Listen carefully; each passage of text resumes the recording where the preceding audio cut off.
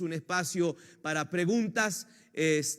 Quisiera hacerlas algunas de las que están aquí escritas. Pastor Pedro Olvera, alguien pregunta: ¿quiénes estarán en el juicio del gran trono blanco?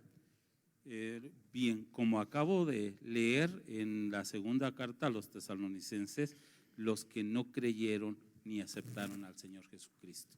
Es decir, todos los que no aceptaron a Jesús en todas las épocas de la humanidad. Amén. En todas las dispensaciones la salvación ha sido por gracia y nosotros creemos en Jesús hacia el pasado, pero desde Adán y Eva veían hacia Jesús en el futuro, esperando al Mesías. Cuando Pablo dice los muertos en Cristo, son los muertos salvos. ¿Y quiénes estarán en el trono blanco? Todos los que no aceptaron al Señor Jesús, que Juan 20 dice que no encontraron su nombre escrito en el libro de la vida. Literalmente todos aquellos que no reconocieron a Jesús como su Señor y su Salvador y que su nombre no se escribió en el libro de la vida. Así dice literalmente Apocalipsis 20, ¿sí? Y los que no se hallaron inscritos en el libro de la vida fueron lanzados vivos al lago de fuego. Esta es la muerte segunda.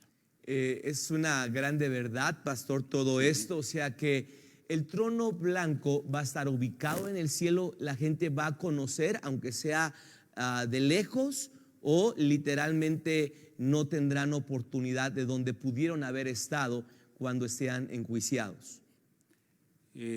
Creo que desde ahora la experiencia de Lucas 16 nos relata de un hombre rico y un hombre pobre, y el hombre rico fue testigo de la diferencia que hay entre un lugar de consolación y un lugar de tormento. Indudablemente que ellos sabrán de lo que se habrán perdido, y más cuando el apóstol Pablo dice: para que en el nombre de Jesús se doble toda rodilla de los que están en el cielo y de los que están en la tierra.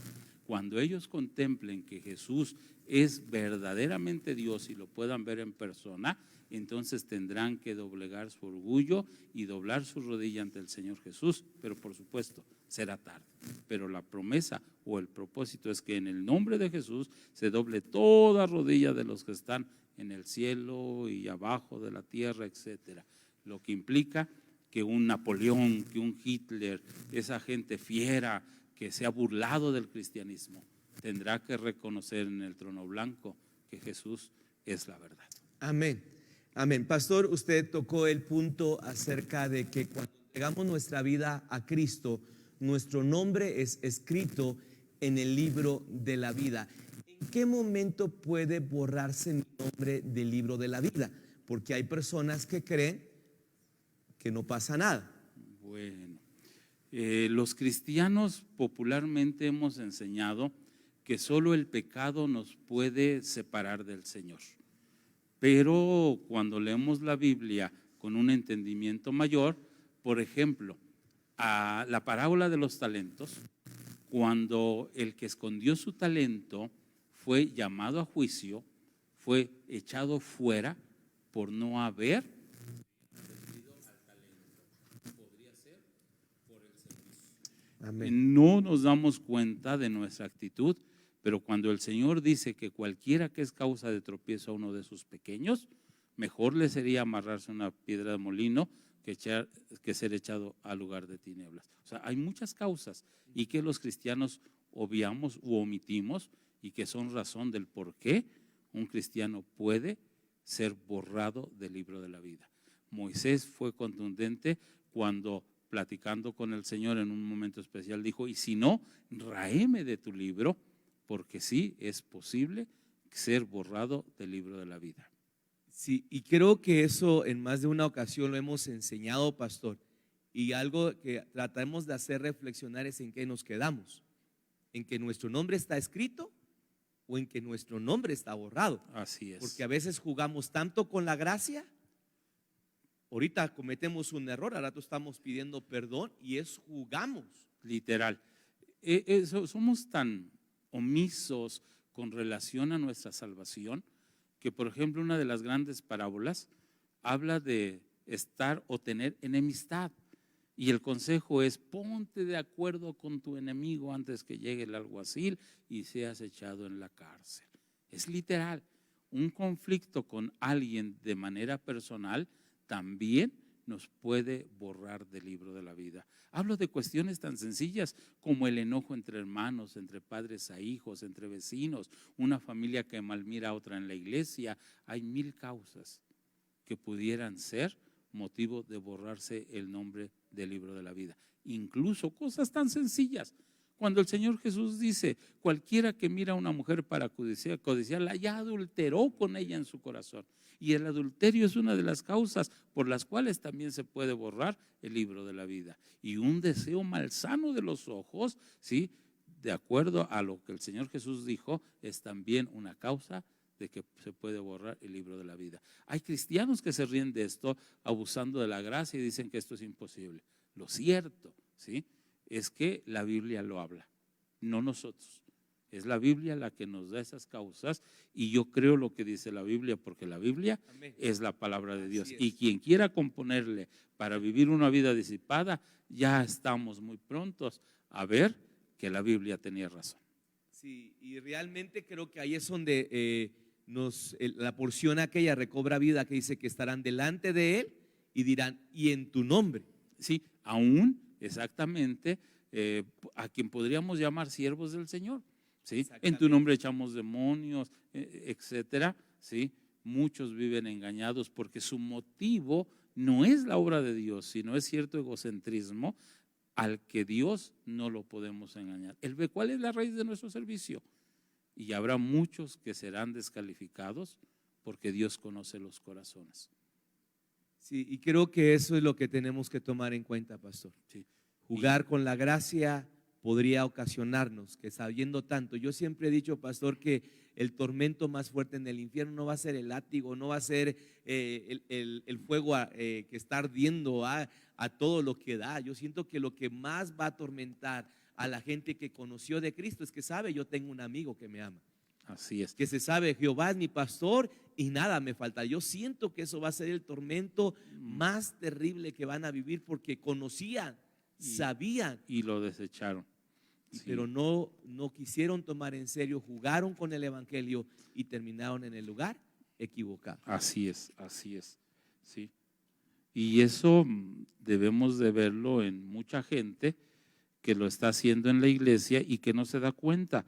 Por eso la importancia de la convicción de creer, ¿sí? Y la certeza exactamente de que, ¿sí?, tengamos esa seguridad. Si algo le dolía al corazón de Pablo y el temor de él, era el hecho de que siendo heraldo, él mismo viniera a ser descalificado. Y qué triste que quienes decimos ser siervos del Señor no estemos honestamente con Dios y vayan a ser descalificados. Por eso esta noche la exhortación a que nuestra convicción sea firme y a que nuestra certeza esté de la mano del Señor. Porque el hilo entre el borrarse el nombre del libro de la vida y la seguridad es muy delgadito. Y muchos lo han perdido por negligencia, por orgullo, por arrogancia. Pero líbrenos el Señor. Dios tenga misericordia y ojalá Así y que es. lo que nos están escuchando podamos tomar en serio nuestra salvación. Hay otra pregunta más, pastor. ¿Quiénes son las 10 naciones de la estatua de Nabucodonosor que representan los dedos de los pies? ¿Quiénes son? Bien, la semana que entra que hable sobre el misterio de la iniquidad, daré todo el proceso de esas naciones, porque en este momento tiene que haber un movimiento político para que entonces se pudieran manifestar. Recuerden que sobre esas 10 naciones caen 3 y de esos 3 sale un cuerno. Entonces todo eso es un proceso político que pudiera estarse gestando en nuestros días, que pudiéramos ser testigos de ellos para que en su momento entonces pudieran manifestarse esos 10 poderes. Sí.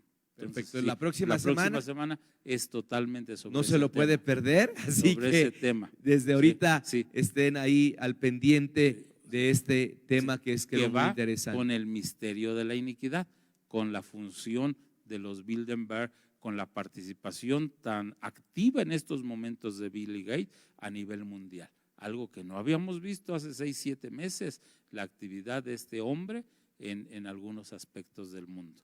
Lo vamos a ver bien definido la semana que entra. Amén. Gracias a Dios. Pastor, esta otra pregunta más. ¿El falso profeta aparecerá antes que el anticristo? Hace 8 días hice una pregunta que quién era el anticristo y quién era el falso profeta, refiriéndose a Apocalipsis, pero ahora la pregunta es ¿quién va a aparecer primero? Y quién, si ya tuviera usted alguna idea de quién podría ser. Sí, tanto como una idea, dar un nombre sería probablemente cometer un error. Lo cierto es que sí va a aparecer antes que el anticristo, porque es el que le prepara la plataforma al anticristo para que este personaje sea aceptado. La mayoría de teólogos se inclina con un líder a nivel mundial, un líder religioso, pero por supuesto la última palabra la tiene la Escritura. Creo que cuando Pablo le estaba hablando a los tesalonicenses sobre ese misterio de iniquidad y que ya está en acción este espíritu de iniquidad, es porque el primero que se está manifestando es el falso profeta, que ya le está preparando el terreno al anticristo. Perfecto, pastor, excelente.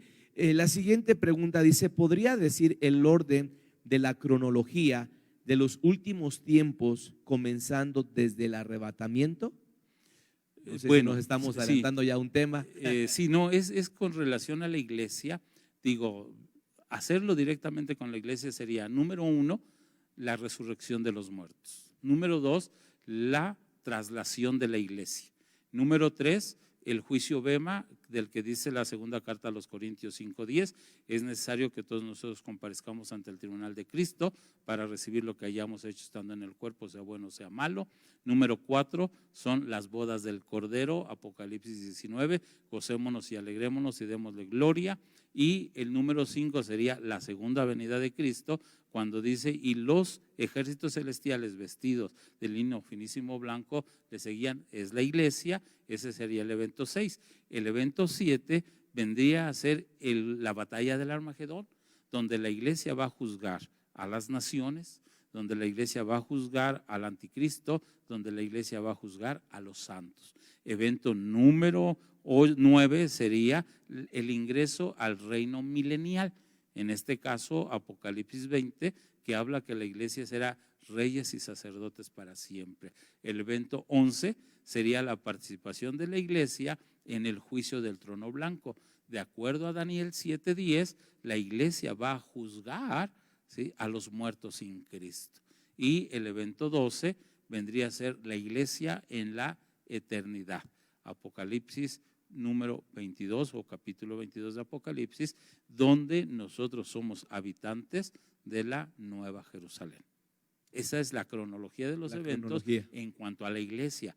Si queremos los eventos en cuanto al pueblo de Israel, bueno, el primer evento profético habría sido el nacimiento de la nación como Israel. De allí sería el pacto con el anticristo. Después de eso sería, o antes del pacto, la construcción del tercer templo, el pacto con el anticristo, y después lo que vendría a ser, sí, la destrucción del pacto a la mitad de la semana, cuando se dan cuenta que a quien tienen como el Mesías no es, y entonces viene una persecución. Después de la persecución, entonces viene la batalla del Armagedón, donde los judíos habrán de ser rodeados por los ejércitos del anticristo, y allí es donde se cumple cuando el apóstol Pablo en Romanos dice, y luego todo Israel será salvo. Porque en esos momentos, cuando el Señor Jesús venga, nosotros con Él, ¿sí?, los judíos sabrán que Él es el Mesías. Se cumplirá entonces Zacarías 12 y Zacarías 14, mirarán a mí, a quien traspasaron, y harán lamentación y llorarán como se llora por hijo unigénito. Después de reconocer al Mesías, bueno, vienen los finales de las 70 semanas, que se acordarán son 6, poner fin al pecado, poner fin a la prevecreación, sellar la profecía, y el último de ellos, ungir al Santo de los Santos.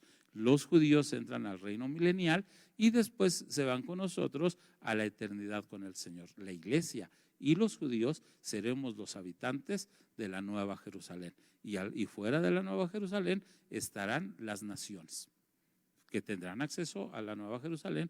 Habrá un árbol que Apocalipsis 22 dice, sus hojas serán para sanidad de las naciones. Pero bueno, habremos de recorrer toda esa Es un cronología. gran tema y que tiene mucha profundidad, Y ¿verdad? la semana que entra vamos a ver la cronología de los gentiles de acuerdo a los pies de barro y de hierro. Ahí entra la cronología de los gentiles. Perfecto, gracias, pastor. Sin duda alguna, todos estos temas serán de mucha importancia. Así Creo es. que por aquí tengo más preguntas, no había volteado a ver.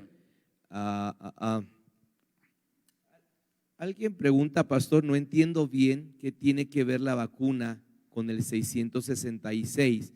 Si en la vacuna irá incrustado el chip, en caso que sea verdad, ¿cómo será aplicada la vacuna?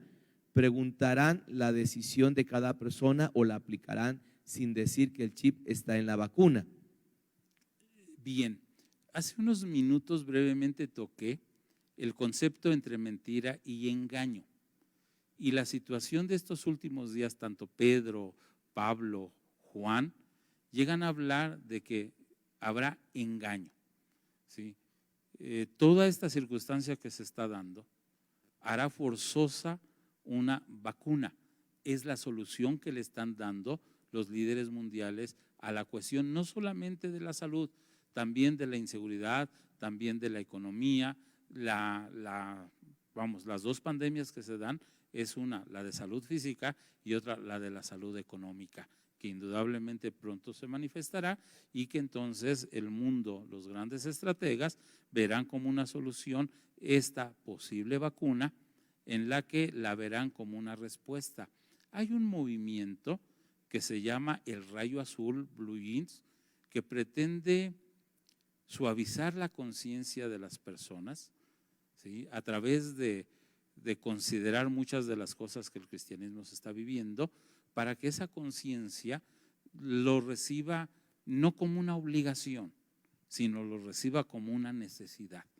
La iglesia está anticipada, no pasaremos esos momentos, ya vimos que solamente veremos el preparativo, pero que junto con la iglesia y el Espíritu Santo nos vamos, donde no tendremos que tomar esa decisión. Perfecto, perfecto. Yo creo que la confusión que trae, pastor, esto es que pues ya lo tenemos ¿sí? En la esquina, ¿verdad? Sí. Y ese tal vez es lo que muchos les preocupa, Sí. ¿va? Que todavía aquí está la iglesia y que ya se está hablando de cosas como estas que vienen en un tiempecito muy corto, Sí, ¿va? sí, pero por eso 2 Tesalonicenses 2, que es muy contundente y no deja dudas. Dice Pablo en cuanto a nuestra reunión con él, y establece: número 1, la apostasía; número 2, el espíritu del anticristo; y número 3, ¿sí?, la extracción de la iglesia de la tierra. Y después, inmediatamente después de que nosotros nos vamos, aquel inicuo se manifestará. Entonces ya será revelado y el hombre o el mundo sabrá quién es, pero nosotros ya no estaremos aquí. Excelente, pastor. Eduardo Santiago pregunta, ¿esto que estamos viviendo podemos decir que es parte de la tribulación? No. Cuando dice que se manifestará plenamente cuando la iglesia ya no esté. No, indudablemente nada tiene que ver con la tribulación. De acuerdo a la 2 Tesalonicenses capítulo 1, solo es una prueba, ¿sí?, sobre la iglesia, y lo dice contundentemente el apóstol Pablo. La tribulación no es ni sombra de lo que estamos viendo. Recuerden que en el 4.º sello que se habrá de manifestar en la tribulación, la muerte será de la 1/4 parte de la tierra, que estamos hablando de 1.750 millones de habitantes, e inmediatamente es la persecución abierta contra la iglesia, que es el 5.º sello. Entonces, no es la tribulación, no es ni sombra de la tribulación, solamente es, ¿sí?, la manifestación del Espíritu, que será el que gobierne en el periodo de la gran tribulación. Nada que ver. Sí, yo creo que quede claro, ¿verdad, pastor? Sí. Que cuando mencionamos de lo que estamos viviendo, ¿sí?, no estamos hablando de la tribulación que se va a vivir, porque Nada. literalmente la iglesia ya no va a estar, Nada. sino solamente para que tengamos una pequeña idea de cómo podría ser. Y recordemos que este proceso que estamos viviendo tiene que ver con la que la fe del cristiano, del Hijo de Dios, sea aprobada. Esa es realmente, a esa tribulación nos referimos, no a la tribulación que menciona la palabra pero cuando ya no esté la iglesia. Entonces, que no confundamos, y no estamos diciendo que esta es la tribulación, sino solamente es que algo que solamente para que tengamos una idea cómo podría suceder.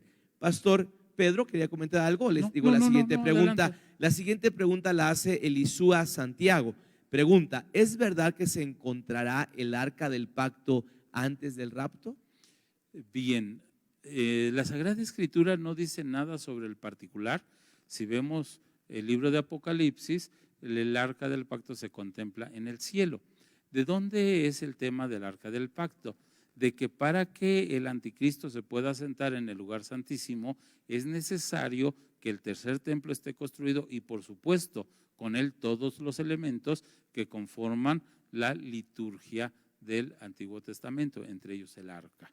Hay muchos conceptos y hay un grupo de judíos que afirma que el arca ya está en su poder, ¿sí? Que el arca ya es una realidad en medio de ellos y que podría ser que ya la tienen. ¿Sí?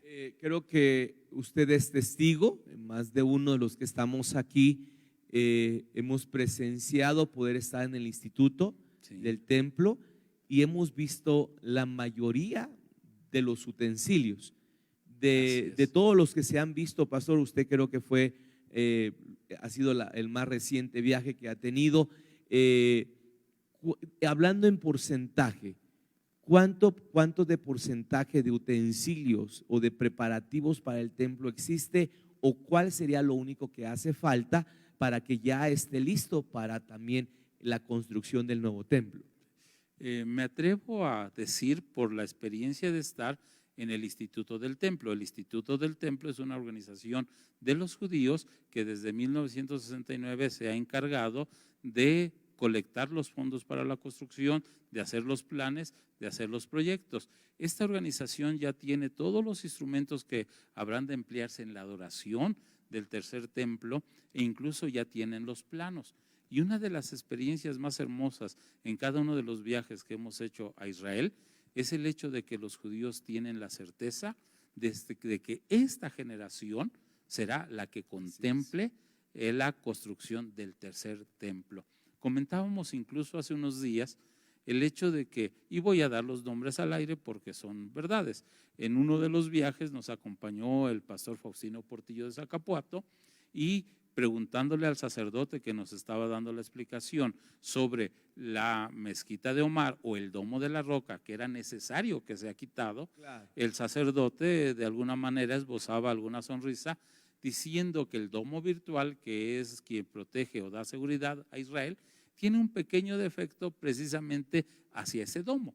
Así que si los palestinos, que suelen atacar mucho a Israel, enviaran uno de los misiles que fuese a dar directamente hacia el domo de la roca, ese domo virtual no lo protegería, de tal forma que los palestinos mismos quitarían el domo de la roca para que los judíos pudieran construir el tercer templo en cuestión literalmente de semanas, porque ya tienen los fondos, porque ya tienen todos los medios para que este tercer templo sea levantado y entonces pueda cumplirse la Sagrada Escritura.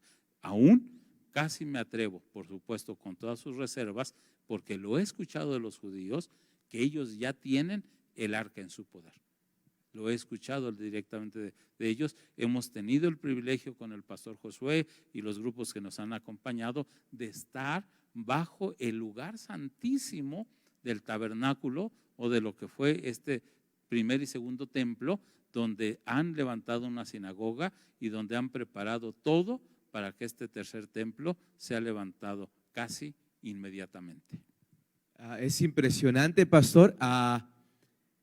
Hay un sacrificio, hay una ubicación específica en donde se va a construir el templo. Se supone que ahorita está la mezquita de Omar, que es la cúpula de oro, prácticamente, pero se cree que ellos ya empezaron a trabajar. Sí, por supuesto. Pero hay algo en específico que literalmente cuidan mucho para construir el templo. Hay un sacrificio que se hizo en esa ubicación o en ese lugar. ¿Podría hablar un poquito acerca de eso, pastor? Sí, por supuesto.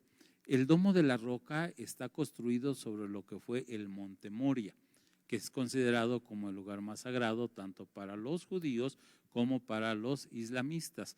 Y el Domo de la Roca está literalmente cubriendo a la roca donde Abraham iba a sacrificar a su hijo Isaac. Ese es el lugar muy importante, ¿sí?, que tanto el Domo de la Roca cuida y que para el pueblo de Israel es vital. El centro del tercer templo será exactamente esa roca donde Abraham iba a sacrificar a su siervo Isaac. Y hermosa promesa de misericordia donde el Señor protege a Isaac, ¿sí?, de ese sacrificio y provee un cordero. El Domo de la Roca, esa es su importancia. Para el pueblo de Israel, esa roca es importante porque allí Abraham quería sacrificar o debía de sacrificar a su hijo Isaac. Y para el pueblo islamista o los maometanos, la importancia que le dan es porque según la tradición, que no es cierto, es que desde ese lugar Mahoma ascendió a los cielos. Pero resulta ser que Mahoma nunca visitó Jerusalén, aún así lo tienen como un lugar santo y por eso lo defienden tanto. Impresionante explicación, pastor, porque en ocasiones se creen tantas cosas que solamente a alguien se le ocurrió mencionarlo, pero gente devota, gente que es seguidora de estas religiones, lo creen y abrazan esa mentira como si fuera una verdad y pelean y luchan por ella. Pero prácticamente creo que está claro, sí, de que ya podría estar, aquí tenemos una pequeña réplica de lo que es prácticamente el Arca del Pacto, sin duda alguna ya está, ¿verdad? Pastor, agradecemos a Dios por este tiempo maravilloso que Dios nos ha concedido.